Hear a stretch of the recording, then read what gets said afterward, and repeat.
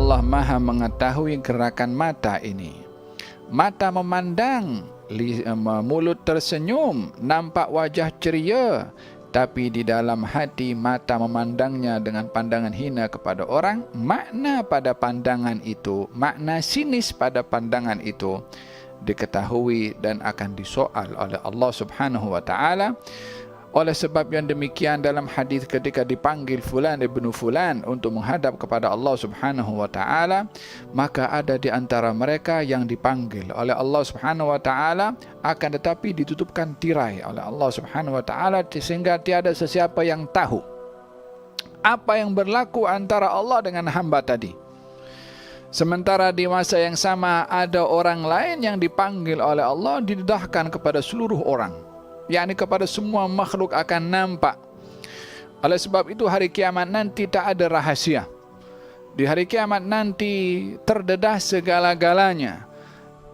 Apa yang tersembunyi ketika berada di dunia, disembunyikan dengan sengaja ketika berada di dunia, atau dengan kedudukan yang ada padanya sehingga dia boleh menyembunyikan perbuatan jenayahnya dan kezalimannya sehingga nampak ia tidak bersalah ketika berada di dunia.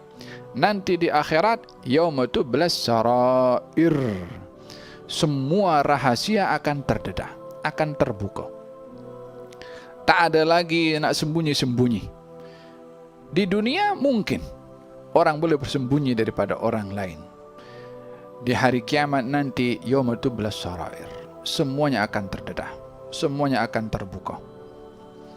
Satu demi satu akan disoal kepada setiap hamba ketika berhadapan dengan Allah Subhanahu wa taala. Masa itu tak ada lagi malaikat yang akan menyoal, direct langsung antara Tuhan dengan hambanya.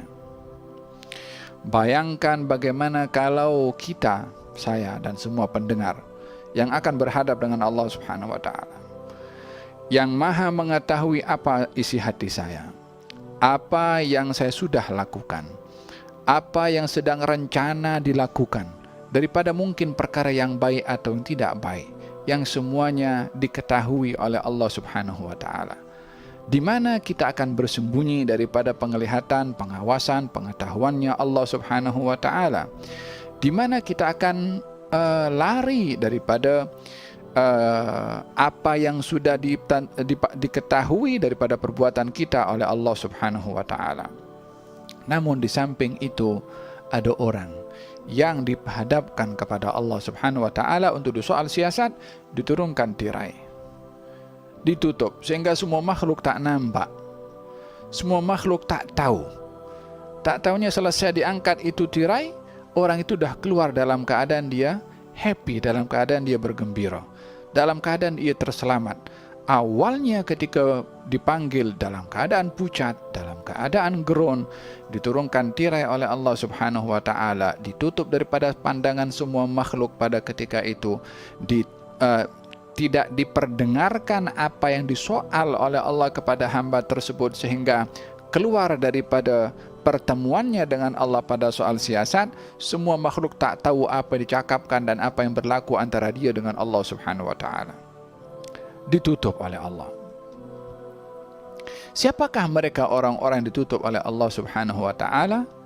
Orang yang ditutup aibnya oleh Allah, tidak didedahkan di hari semua rahasia akan terdedah, adalah orang yang suka menutup aib orang lain.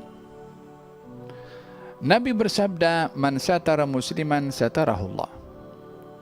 Orang yang menutup orang lain, aib orang lain, Allah akan tutup aibnya. Alangkah mudahnya kita untuk mengambil langkah menutup aib orang, dan alangkah sukarnya kita boleh menutup aib kita nanti. Yang boleh menutup aib kita hanya Allah Subhanahu wa taala. Oleh sebab yang demikian, rahmatnya Allah diberikan kepada fulan bin fulan tu ditutup oleh Allah Subhanahu wa taala disebabkan oleh kerana perbuatannya suka menjaga dan menutup aib orang lain.